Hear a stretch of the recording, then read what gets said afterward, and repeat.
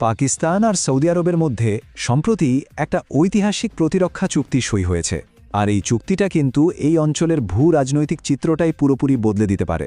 চলুন এই ব্যাপারটার গভীরে গিয়ে দেখি ঠিক কি আছে এই চুক্তিতে। এই চুক্তির সবচেয়ে গুরুত্বপূর্ণ লাইনটাই হলো এটা, মানে একদম পরিষ্কার কথা। এখন থেকে যদি কোনো দেশ পাকিস্তান বা সৌদি আরবের ওপর হামলা করে, তাহলে অন্য দেশটা সেটাকে নিজের ওপর হামলা হিসেবেই ধরে নেবে, আর সাথে সাথে প্রতিরক্ষার জন্য ঝাঁপিয়ে পড়বে। এটা কিন্তু একটা বিশাল বড় প্রতিশ্রুতি। তো এই যে এত বড় একটা প্রতিশ্রুতি দেওয়া হলো, এর আনুষ্ঠানিক দিকগুলো কি? মানে চুক্তিটা কাগজে কলমে কেমন? চলুন দেখি কারা এটাতে সই করলেন, আর এর পেছনে তাদের ঘোষিত উদ্দেশ্যটাই বাকি ছিল। এই যে যুগান্তকারী চুক্তি, এটাতে নিজ নিজ দেশের হয়ে সই করেছেন পাকিস্তানের প্রধানমন্ত্রী শেহবাজ শরীফ এবং সৌদি আরবের ক্রাউন প্রিন্স ও প্রধানমন্ত্রী মোহাম্মদ বিন সালমান। বলা যায় তাদের নেতৃত্বেই এই নতুন জোটের ভিত্তিটা তৈরি হলো। চুক্তিটা সই হয়েছিল 17 সেপ্টেম্বর 2025-এ। জায়গাটা ছিল সৌদি আরবের আল ইয়ামামা প্রাসাদ। আচ্ছা, এই বৈঠকটা যে কতটা গুরুত্বপূর্ণ ছিল সেটা পাকিস্তানের প্রতিনিধি দলের দিকে তাকালেই বোঝা যায়। সেখানে প্রধানমন্ত্রী শেহবাজ শরীফের সাথে শুধু মন্ত্রীরা নন, ছিলেন পাকিস্তানের সেনাপ্রধান, প্রতিরক্ষা মন্ত্রী এবং অর্থমন্ত্রীও।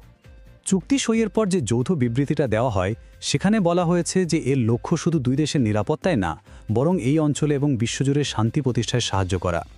এর মাধ্যমে প্রায় ৮০ বছরের যে বন্ধুত্ব, সেটাকে একটা আনুষ্ঠানিক প্রতিরক্ষা কাঠামোতে নিয়ে আসা হলো। এখন একটা বড় প্রশ্ন আসতেই পারে, তাই না, যে হঠাৎ করে এই সময়েই কেন এই চুক্তিটা সই করতে হলো? এর উত্তরটা কিন্তু লুকিয়ে আছে সাম্প্রতিক কিছু ঘটনার মধ্যে। চলুন দেখি ঠিক কোন পরিস্থিতি এই জোট তৈরিতে ভূমিকা রেখেছে। দেখুন, ঘটনাগুলো পরপর সাজালে পুরো ছবিটা পরিষ্কার হয়ে যায়। বেশ কিছুদিন ধরেই আরব বিশ্বে একটা অস্থিতিশীলতা চলছিল। সার্বভৌমত্ব নিয়েও উদ্বেগ বাড়ছিল। দোহা সম্মেলনেও নিরাপত্তা একটা বড় ইস্যু ছিল। কিন্তু আসল ঘটনাটা ঘটে কাতারে ইসরায়েলের সাম্প্রতিক হামলার পর। ওই ঘটনাটা এই অঞ্চলের দেশগুলোকে তাদের নিরাপত্তা নিয়ে নতুন করে ভাবতে বাধ্য করে, আর তারই সরাসরি প্রতিক্রিয়া হিসেবে এই চুক্তিটা সামনে আসে। বেশ, ঘটনা প্রবাহ তো বোঝা গেল। এবার চলুন একটু বিশ্লেষণে যাই। ভূ রাজনৈতিক বিশেষজ্ঞরা এই চুক্তিকে কিভাবে দেখছেন? এর সম্ভাব্য প্রভাব কি হতে পারে? বিশেষজ্ঞরা কিন্তু এই চুক্তিটাকে কোনো সাধারণ ঘটনা হিসেবে একদমই দেখছেন না। তারা এটাকে বলছেন ঐতিহাসিক ও নজিরবিহীন অগ্রগতি। বুঝতেই পারছেন এই একটা কথাতেই এর গুরুত্ব কতটা ফুটে উঠছে। তো এই চুক্তির মূল প্রভাবগুলো কি? প্রথমত, এটা দুই দেশের সম্পর্ককে একটা সাধারণ বন্ধুত্ব থেকে একেবারে আনুষ্ঠানিক নিরাপত্তা প্রতিশ্রুতিতে নিয়ে গেছে। দ্বিতীয়ত, এটা মুসলিম বিশ্বে পাকিস্তানকে একটা গুরুত্বপূর্ণ শক্তি হিসেবে প্রতিষ্ঠিত করছে। আর সবচেয়ে বড় কথা হলো, এটা প্রমাণ করে যে এই অঞ্চলের ক্রমবর্ধমান হুমকির মুখে সৌদি আরব পাকিস্তানকে তার সবচেয়ে নির্ভরযোগ্য সঙ্গী হিসেবে বিশ্বাস করে। এত সব তথ্য আর বিশ্লেষণের পর যদি এক কথায় বলি, তাহলে এই চুক্তির আসল অর্থটা কী দাঁড়াচ্ছে? সংক্ষেপে বললে, এটা পাকিস্তান আর সৌদি আরবের সম্পর্কের মধ্যে একটা মৌলিক পরিবর্তন এনেছে।